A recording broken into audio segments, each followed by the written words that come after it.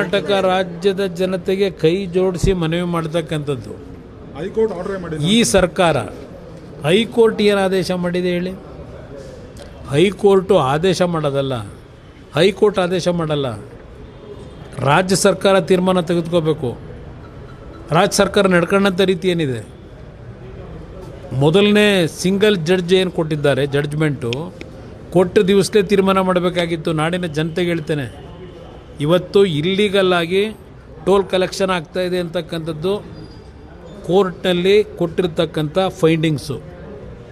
Framework ಅಗ್ರಿಮೆಂಟನ್ನು ಉಲ್ಲಂಘನೆ ಮಾಡಿ ಇವತ್ತು ಸರ್ಕಾರದ ಅನುಮತಿಗಳಿಲ್ಲದೆ ಬೇಕಾದಂಥ ಸಮಯದಲ್ಲಿ 7-8 ಬಾರಿ ದರವನ್ನು ಏರಿಕೆ ಮಾಡಿ ಬೆಂಗಳೂರಿನ ನಾಗರಿಕರ ಮೇಲೆ, ಪ್ರಯಾಣಿಕರ ಮೇಲೆ ಏರಿಕೆ ಮಾಡಿದ್ದಾರೆ. ಇದು ಹೈಕೋರ್ಟ್ನಲ್ಲಿ ಸಿಂಗಲ್ ಬೆಂಚು, ಡಬಲ್ ಬೆಂಚ್ನಲ್ಲಿ ಕೊಟ್ಟಿರ್ತಕ್ಕಂಥ ಆದೇಶ.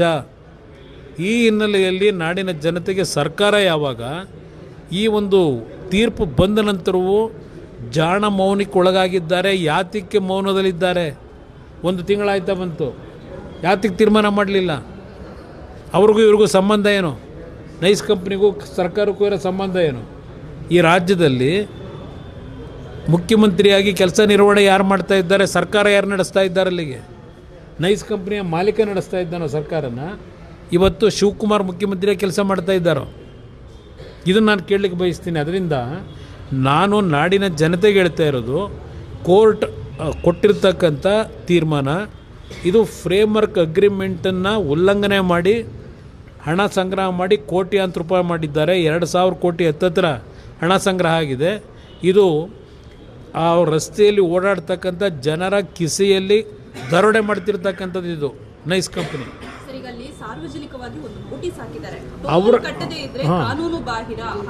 ನಾನು ಹೇಳ್ತೇನೆ, ಅವ್ರು ಏನೇ ನೋಟಿಸ್ ಹಾಕಿರಲಿ, ಸುಪ್ರೀಂ ಕೋರ್ಟ್ನ ಆದೇಶ ಏನಿದೆ ಅದನ್ನು ನೋಟಿಸ್ ಬೋರ್ಡ್ನ ಹಾಕಕ್ಕೆ ಹೇಳಿ. ಸುಪ್ರೀಂ ಈಗ ನಾನು ನಾಡಿನ ಜನತೆಗೆ ಹೇಳ್ತಕ್ಕಂಥದ್ದು, ಸುಪ್ರೀಂ ಕೋರ್ಟ್ ಆದೇಶ ಏನಿದೆ ಆ ಆದೇಶ ತೆರವುಗೊಳಿಸ್ತೇ ಇರೋವರೆಗೆ ನೀವು ಕಟ್ಟಲೇಬೇಡಿ. ಇವತ್ತು ಸರ್ಕಾರ ಜವಾಬ್ದಾರಿ ಇದೆ. ಇವತ್ತು ಸರ್ಕಾರ ಇಮ್ಮಿಡಿಯೇಟಾಗಿ ಇವತ್ತು ಆ ಟೋಲ್ನ ಕಲೆಕ್ಷನ್ ಮಾಡ್ತಿರೋದು ನಿಲ್ಲಿಸಬೇಕಾಗಿತ್ತು. 2016 ಇದೇ ಸದನ ಸಮಿತಿಯ ಅಧ್ಯಕ್ಷರಾಗಿ ಜಯಚಂದ್ರ ಅವರು ಕೊಟ್ಟಿರ್ತಕ್ಕಂಥ ವರದಿ 2016, 10 ವರ್ಷ ಆಯಿತು. ಈ ಸರ್ಕಾರಗಳು ಇವತ್ತು ಸಹ ಆ ವರದಿಯನ್ನು ಅನುಷ್ಠಾನಕ್ಕೆ ತರಲಿಲ್ಲ. ಅವತ್ತು ಹೇಳಿದ್ದಾರೆ ತಕ್ಷಣ ನಿಲ್ಲಿಸಬೇಕು ಅಂತ ಹೇಳಿ. ಸದನ ಸಮಿತಿ ಜಯಚಂದ್ರ ಅವರ ಅಧ್ಯಕ್ಷರಲ್ಲಿ ಕೊಟ್ಟಿರ್ತಕ್ಕಂಥ ವರದಿ.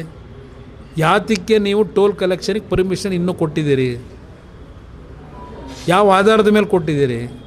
ಅದು ಅಕ್ರಮವಾಗಿ ಅವನು ದುಡ್ಡು ಕಲೆಕ್ಟ್ ಮಾಡ್ತಾ ಇದ್ದಾನೋ ಆ ಕಂಪ್ನಿಯವನು, ಇಲ್ಲ ಇವತ್ತು ಲೀಗಲಾಗಿ ಮಾಡ್ತಾ ಇದ್ದಾನೋ, ಸಕ್ರಮವಾಗಿ ಮಾಡ್ತಾ ಇದ್ದಾನೋ? ಅದಕ್ಕೆ ನಾಡಿನ ಜನತೆಗೆ ಯಾರೂ ಹೆದರಬೇಕಾಗಿಲ್ಲ.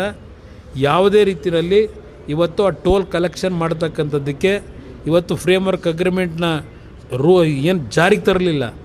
ಸರ್ಕಾರದ ಅಧಿಕಾರಿ ಪ್ರಿನ್ಸಿಪಲ್ ಸೆಕ್ರೆಟರಿ ಕೋರ್ಟ್ ಮುಂದೆ ಹೇಳ್ತಾರೆ 111 ಕಿಲೋಮೀಟ್ರಿಗೆ ಇವತ್ತು ಕೇವಲ 5 ಕಿಲೋಮೀಟ್ರ್ ರಸ್ತೆ ಕೆಲಸ ಮಾಡಿದ್ದಾನೆ ಅಂತ ಹೇಳಿ. ಫ್ರೇಮ್ವರ್ಕ್ ಅಗ್ರಿಮೆಂಟ್ನಲ್ಲಿರೋದು 111 ಕಿಲೋಮೀಟ್ರ್ ರಸ್ತೆ ಮಾಡಿ 5 ಟೌನ್ಶಿಪ್ಗಳ ರಚನೆ ಆಗೋವರೆಗೆ ದುಡ್ಡು ಕಲೆಕ್ಟ್ ಮಾಡೋಂಗಿಲ್ಲ. ಟೋಲ್ನ ಇಲ್ಲಿವರೆಗೂ ಮಾಡಿರೋದೇ ಕಾನೂನು ಬಾಹಿರ. ಆ ಹಿನ್ನೆಲೆಯಲ್ಲಿ ಅವ್ರು ಏನು ನೋಟಿಸ್ ಬೋರ್ಡ್ ಹಾಕೊಂಡಿದ್ದಾರೆ, ನಾವೇನಾದರೂ ದುಡ್ಡು ಕಟ್ತಾ ಇದ್ದರೆ ಕಾನೂನು ಕ್ರಮ ತೆಗೆದುಕೊತೀವಿ ಅಂತ ಹೇಳಿ ಜನತೆ ಇವತ್ತು ಹೆದರಬೇಕಾಗಿಲ್ಲ. ಈಗಲೂ ಸಹ ಹೇಳ್ತೇನೆ, ಈ ಸರ್ಕಾರ ಅವ್ರ ಜೊತೆ ಏನು ಶಾಮೀಲಾಗಿದ್ದಾರೆ, ಸರ್ಕಾರದ ಜವಾಬ್ದಾರಿ ನಿರ್ವಹಣೆ ಮಾಡ್ತಕ್ಕಂಥದ್ರಲ್ಲಿ ಈ ಸರ್ಕಾರ ಜವಾಬ್ದಾರಿ ನಿರ್ವಹಣೆ ಮಾಡ್ತಾ ಇಲ್ಲ. ಆ ಹಿನ್ನೆಲೆಯಲ್ಲಿ ನಾಡಿನ ಜನತೆ ಆ ರಸ್ತೆಯಲ್ಲಿ ಓಡಾಡ್ತಕ್ಕಂಥವರು ನೀವು ಕಾನೂನನ್ನು ಕೈಗೆತ್ಕೋಬೇಕು ಅಂತಕ್ಕಂಥದ್ದನ್ನು ಮನವಿ ಮಾಡಿ. ಯಾವ FIR ಮಾಡಿದ್ರೂ ಹೆದರಬೇಕಾಗಿಲ್ಲ. ಯಾರು ಜನರಿಗಿಂತ ಆ ಕಂಪ್ನಿ ದೊಡ್ಡದಲ್ಲ, ಜನರಿಗಿಂತ ಸರ್ಕಾರ ದೊಡ್ಡದಲ್ಲ.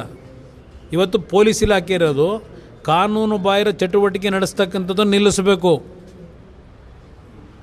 ಇವತ್ತು ಈ ಸರ್ಕಾರಕ್ಕೆ ಕೇಳ್ತೀನಿ, ಕೋರ್ಟ್ ಆದೇಶಗಳು ಅಂತ ಹೇಳಿ ರಸ್ತೆಯಲ್ಲಿ ಬೀದಿ ವ್ಯಾಪಾರಿಗಳಿದ್ದಾರಲ್ಲ, ಸುಪ್ರೀಂ ಕೋರ್ಟ್ ಆದೇಶ ಅಂತೇಳಿ ಬೆಂಗಳೂರು ನಗರದಲ್ಲಿ ಅಷ್ಟೇ ಅಲ್ಲ, ಇಡೀ ರಾಜ್ಯದ ಹಲವಾರು ತಾಲೂಕು ಕೇಂದ್ರಗಳಲ್ಲಿ ಇವತ್ತು ಬೀದಿ ಬದಿನಲ್ಲಿ ವ್ಯಾಪಾರ ಮಾಡ್ತಕ್ಕಂಥ, ಕಷ್ಟಪಟ್ಟು ಜೀವನ ಮಾಡ್ತಕ್ಕಂಥದ್ದು ಇಲ್ಲಿ ಹಗಲು ದರೋಡೆ ನಡೀತಾ ಇದೆ. ಕಾನೂನು ಬಾಹಿರವಾಗಿ ಅಕ್ರಮವಾಗಿ ದುಡ್ಡು ಸಂಪಾದನೆ ಮಾಡ್ತಾ ಇದ್ದಾರೆ. ಅದರ ಬಗ್ಗೆ ಈ ಸರ್ಕಾರಕ್ಕೆ ನಿಲ್ಲಿಸ್ತಕ್ಕಂಥ ಯೋಗ್ಯತೆ ಇಲ್ಲ. ಆ ಬಡವರು 2 ಹೊತ್ತು ಊಟಕ್ಕೆ ಕಷ್ಟಪಟ್ಟು ಸಂಪಾದನೆ ಮಾಡೋರನ್ನ ಖಾಲಿ ಮಾಡಿಸ್ತೀರಿ. ಇದರ ವಿರುದ್ಧವೇ ನಾನು ನಾಡಿನ ಜನತೆಗೆ, ಆ ರಸ್ತೆಯಲ್ಲಿ ಹೋಗ್ತಾ ಇರ್ತಕ್ಕಂಥ ನಮ್ಮ ಯುವಕರಿಗೆ ಪ್ರತಿಯೊಬ್ಬರಿಗೂ ಹೇಳ್ತಾ ಇರ್ತಕ್ಕಂಥದ್ದು, ಯಾವುದೇ ಕಾರಣಕ್ಕೂ ಈ ಸರ್ಕಾರ ಅಗಲದೊರಡೆ ಮಾಡಲಿಕ್ಕೆ ರಕ್ಷಣೆಯನ್ನು ಕೊಡ್ತಾ ಇದೆ. ಇದರ ವಿರುದ್ಧ ಧ್ವನಿ ಎತ್ತಬೇಕು ಅಂತಕ್ಕಂಥದ್ದನ್ನು ನಾಡಿನ ಜನತೆಗೆ ಹೇಳ್ತಾ ಇದ್ದೇನೆ. ತಾವೊಂದು ಪತ್ರನೂ ಬರೆದಿದ್ರಿ ಸರ್, ಅಲ್ಲ ಪತ್ರ ಬರೆದಿದ್ರಿ, ಅದಕ್ಕೇನಾದರೂ ಉತ್ತರ ಪತ್ರ ಬರೆದಿದ್ದಕ್ಕೆ ಇವತ್ತಿನವರೆಗೂ ಈ ಸರ್ಕಾರದಿಂದ ಉತ್ತರ ಇಲ್ಲ. ಇವತ್ತು ನಮ್ಮ ಹೈಕೋರ್ಟ್ನ ಸಿಂಗಲ್ ಬೆಂಚು ಡಬಲ್ ಬೆಂಚ್ನ ಆದೇಶದ ಹಿನ್ನೆಲೆಯಲ್ಲಿ ಆ ತೀರ್ಪೇನಿದೆ, ಅವರೇನು ಫೈಂಡಿಂಗ್ ಕೊಟ್ಟಿದ್ದಾರೆ ಅದರ ವಿಷಯವನ್ನು ಜಾರಿಗೆ ತರಲಿಕ್ಕೆ ಮುಖ್ಯಮಂತ್ರಿಗೇನು ಪತ್ರ ಬರೆದಿದ್ದೇನೆ. ಈ ಕ್ಷಣದವರೆಗೆ ನನಗೆ ಯಾವುದೇ ರೀತಿ ರಿಪ್ಲೈ ಬಂದಿಲ್ಲ. ನಾನು ನಾಡಿನ ಜನತೆಗೆ ಇವತ್ತು HMT ಒಂದು ಕಾಲದಲ್ಲಿ ಇವತ್ತು ದೇಶದಲ್ಲೇ ಒಂದು ಪ್ರಖ್ಯಾತಿನೇ ಹೊಂದಿತ್ತು.